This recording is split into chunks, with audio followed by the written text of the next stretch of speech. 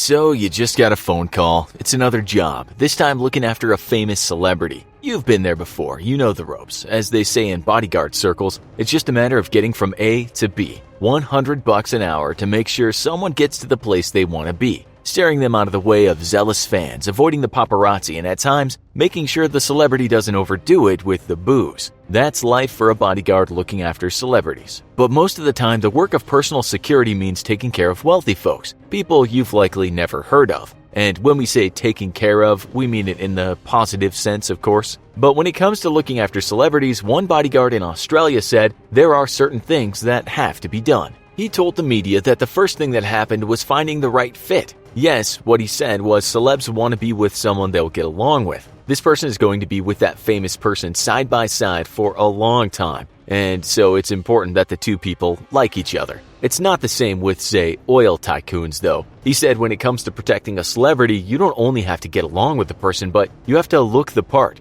He told the Australian media, "I was once turned down by an A-list celebrity because she felt I didn't look good enough in Armani to represent her. My qualifications had nothing to do with it. But that is the way it is, and you get on with it." He had a few rules as to what you do when protecting a famous person. And one was be friendly, but don't be too friendly. Don't try and get over-familiar. After all, you're working. You can't get caught up in all the excitement. His very words were, speak only when spoken to. Think ahead, keep a clear mind, pay attention to every detail. Be the brain of your celebrity who's likely not concerned about that car parked over the street. Another thing he said that is quite funny is that you must stay out of the limelight or things could turn ugly. He said do not place yourself in a position where a video could go viral. Just ask Mel Gibson or Reese Witherspoon, both of whom self-immolated during alcohol-fueled moments of a seriously flawed decision-making process. In both of those cases, that would never have occurred had a bodyguard been there to deflect and downsize the incident. Yeah, part of the job is making sure your clients do not make a fool out of themselves and become a viral tweet. In this day and age, security is not only there to protect people against nutty fans, but to ensure they don't come across as an idiot. He also said bodyguards are sometimes hired for B-list celebs, and those guys at times will do stuff to draw attention from others, such as acting tough and demanding people get out of their way. Quite a few bodyguards have said in the past that they're hired for this reason, for the ego, to make people look important. The Australian bodyguard said that if you're working for a top client, never act out. That's only for the dweebs. You don't want attention. In fact, you want the exact opposite. Your job is to make the celebrity as invisible as possible. His exact words were arrogance kills. Sometimes he said it's also about keeping an eye on people when they're asleep, not just out in public. He said one of those things they often do is place security cameras outside people's houses. He makes a few of them really obvious so anyone could see them. Why? Because if anyone does feel like getting on that property, they'll see the camera and try to avoid it.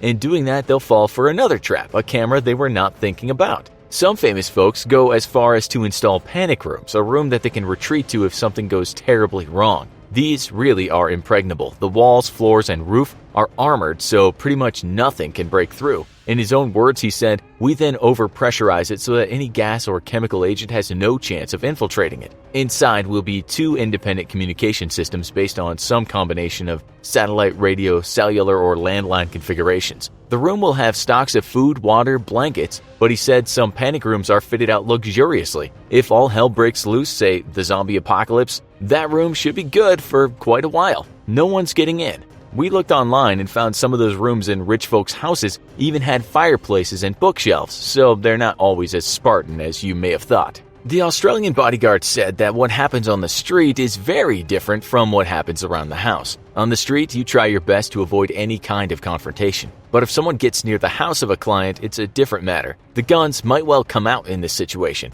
He mentioned the case of Madonna, talking about when a person was shot after scaling a fence and trying to get into her house. You've also got to remember that each country the celebs visit have different firearms policies, so that's something to keep in mind. You're a hired gun, not an official working in that country. He mentioned that Cannes Film Festival where lots of famous people go. He said you can't just turn up there with a gun on your belt. He also said that if things do get out of hand and fans rush a person, you never just draw out your gun. The weapon is the last resort if you're carrying one. He also said you have to be sly. He said on one occasion he actually told adoring fans that the celeb he was with was actually just a lookalike. The fans then turned away thinking they'd made a mistake. Again and again, he said you need brains more than muscle. In some cases, things do take a turn for the worse. One time, he was with a huge pop star at a concert in Japan. When the show finished, he guided the celebrity back to a van. But then fans rushed the van and started rocking it back and forth and even jumping on the roof. The pop star was understandably frightened. The bodyguard said this: "There comes a point where adulation becomes dangerous and the mob surrounding the van was no longer there for autographs. So then he made the decision to put the van into gear and start going forward, even though fans were in the way." He said, "Sometimes you just have to make such a decision." His job is to protect the client, and in this case, the fans come second. He said, "If you do hurt someone, your client will look bad forevermore, but on the same token, you can't allow a crazy mob to smash the windows of the vehicle." He said this: "So we never stopped, but we never accelerated either. After 10 very frightening minutes, we were able to clear the area and move away." In all, he said, being a bodyguard is not like you see in Hollywood movies. In fact, you'll rarely ever see a bodyguard because they have blended in with the crowd. They're invisible, but be assured when it comes to A-list celebs, they are usually around. He said it's not a glamorous job at all. And while they may get along with the star, being a bodyguard is hardly an occupation you can make a movie out of. Another bodyguard wrote this in his book about one job he undertook. He was dressed in all black, his face covered with a black scarf. As he got closer, I noticed his feet, slip-on loafers, slender ankles, and white socks sticking out of those high-water pants. He came down, past me, and climbed into the SUV with the children. I closed the door, got back in the lead vehicle, and we left the airport. Who do you think that was? The answer was Michael Jackson. This was just another uneventful job for him. He got Jackson from A to B and went home. If the job is done well, usually that bodyguard will work for another celebrity. That's how it goes in the world of fame. Bodyguards can quickly get a good reputation or a bad one. Another bodyguard said looking after a celebrity can be quite the lonely job. He said, "You might not eat at the same table with them. If you go to a fancy restaurant and there's a low degree of risk, you bring more attention to them if you stand over their shoulder with an earpiece. Instead, you sit at your own table and keep a low profile.